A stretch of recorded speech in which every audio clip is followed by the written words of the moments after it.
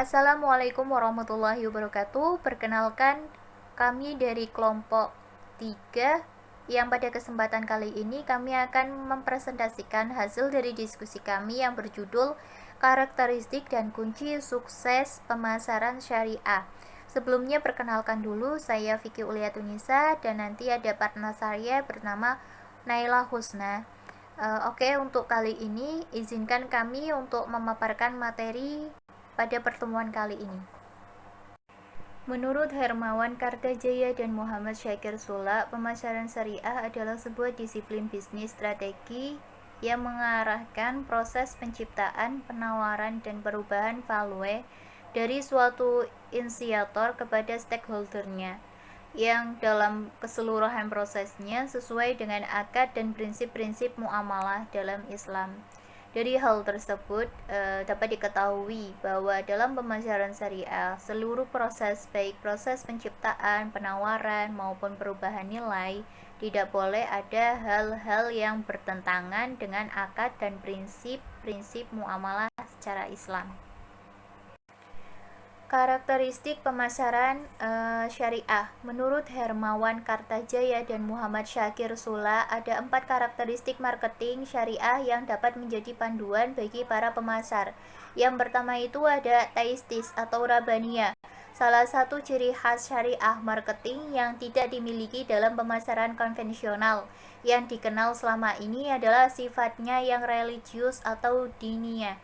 Yang kedua itu ada etis, akhlakiyah.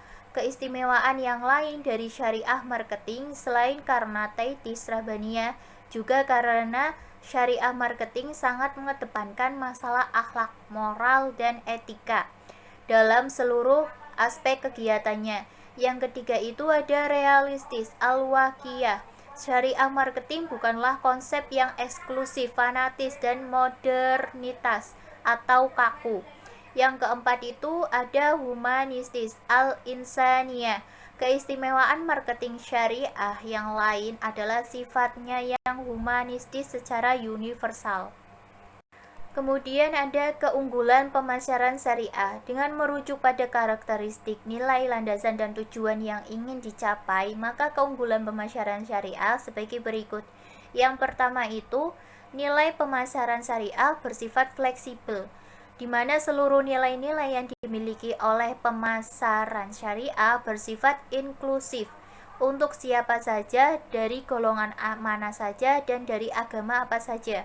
Maka pemasaran syariah memiliki nilai yang dapat digunakan dalam menginspirasi universal seluruh manusia, bukan dari golongan Islam atau golongan agama Islam saja. Kemudian yang kedua itu ada kejujuran merupakan nilai inti yang melekat. Pelaku bisnis dalam bingkai pemasaran syariah harus jujur pada siapapun, termasuk pada stakeholder, pesaing, dan konsumen dalam menjalankan aktivitas bisnisnya, termasuk jujur dalam harga, barang, kualitas, dan kuantitas, serta delivery. Yang ketiga itu kekokohan nilai spiritual sebagai pondasi. Pemasaran syariah sangat mengutamakan ketika kecerdasan utama, kecerdasan spiritual. Jika dalam pemasaran konvensional, kepandaian dalam analisis secara intelektual dan sentuhan sisi emosional sangat ditonjolkan, maka dalam pemasaran syariah sangat mengedepankan kecerdasan dan kedalaman spiritual dalam juga menjadi prioritas hal utama dalam pemasaran syariah. Kemudian yang keempat itu ada nilai pemasaran syariah dapat diadaptif dan bertahan di berbagai kondisi. Seperti yang kita tahu tadi, bahwa pemasaran syariah itu bersifat fleksibel dan secara universal. Jadi ketika pemasaran syariah itu juga dapat dikatakan adaptif dan bertahan di berbagai kondisi karena tadi sifatnya yang fleksibel dan universal. Kemudian yang kelima itu menjaga keseimbangan. Untuk pemasaran syariah itu sendiri, karena tadi sifatnya itu mengedepankan intelektual dan spiritual, jadi dua hal tersebut adalah merupakan juga bagian dari keseimbangan dalam pemasaran syariah. Terus yang keenam itu bersifat universal dan lengkap. Terus yang ketujuh itu adalah konsisten pada tujuan ajaran agama. Yang kedelapan, pemasaran syariah memiliki dimensi multi kemanfaatan dan keuntungan. Poin selanjutnya itu Islam dan skala prioritas dalam bisnis. Al-Quran menjelaskan bagaimana praktik bisnis yang diperbolehkan dan yang dilarang. Bisnis yang diperbolehkan oleh Islam adalah bisnis yang mendatangkan pendapatan yang halal dan juga berkah. Adapun dalam kendali syariah, bisnis sendiri itu memiliki tujuan, yaitu yang pertama profit baik materi dan non materi. Yang kedua, pertumbuhan atau kenaikan yang terus-menerus dari setiap profit dan benefit. Kemudian yang ketiga itu keberlangsungannya usaha. Orientasi bisnis yang baik adalah keberlangsungan jangka panjang baik di dunia maupun di akhirat. Dan yang keempat itu keberkahan dan ridho dari Allah Subhanahu wa Ta'ala.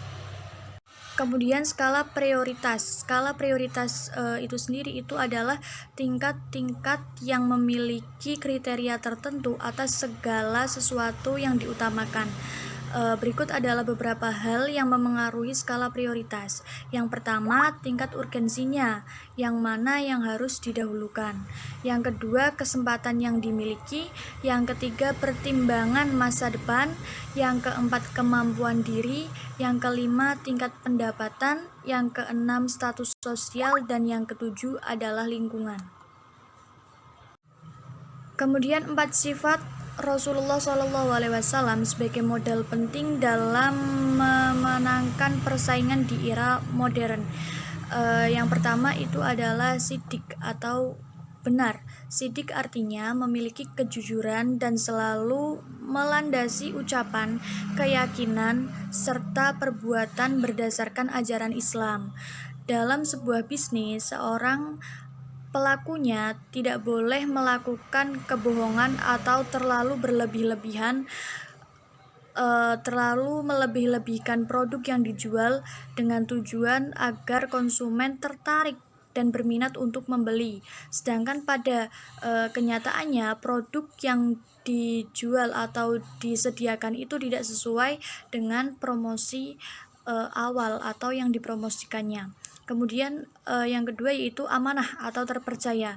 Nilai dasarnya adalah terpercaya dan nilai-nilai dalam berbisnisnya itu adalah kepercayaan, bertanggung jawab, transparan, dan juga tepat waktu. Kemudian yang ketiga yaitu tabligh. Nilai dasarnya ialah komunikasi dan nilai bisnisnya adalah supel, penjual yang cerdas, delegasi wewenang, kerja tim, koordinasi, juga mempunyai kendali dan supervisi. Tabligh juga dapat diartikan mengajak sekaligus memberikan contoh kepada pihak lain untuk melaksanakan ketentuan-ketentuan ajaran Islam dalam setiap gerak aktivitas ekonomi yang dilakukan sehari-hari. Dan yang terakhir itu adalah fatonah. Nilai dasarnya ialah memiliki pengetahuan yang luas. Nilai bisnisnya ialah memiliki visi pemimpin yang cerdas, sadar produk dan jasa, serta belajar berkelanjutan. Dengan sifat fatonah ini, seorang pembisnis Islam harus benar-benar mempunyai apa yang telah direncanakan dan dilakukan ke depannya. Harus bisa menghadapi segala tantangan yang ada di dalam dunia bisnis. Sifat cerdas ini akan menumbuhkan kreativitas dan kemampuan untuk melakukan berbagai macam inovasi yang bermanfaat. Cukup sekian presentasi dari kelompok 3. Saya Vicky Ulia Tunisa dan partner saya Naila Husna mengucapkan terima kasih.